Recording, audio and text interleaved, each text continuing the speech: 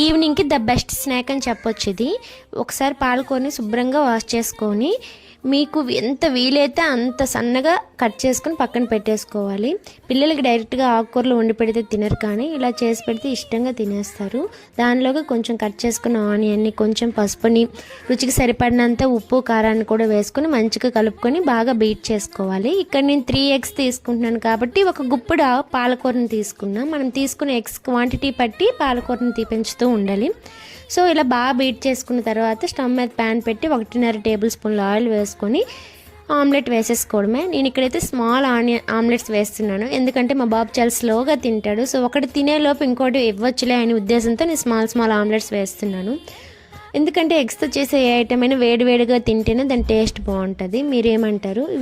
మీకు కానీ ఈ వీడియో నచ్చితే వీలైతే ఒక లైక్, కుదిరితే ఒక కామెంటు, అలాగే సబ్స్క్రైబ్ కూడా చేసుకోండి. మీకు నచ్చితేనే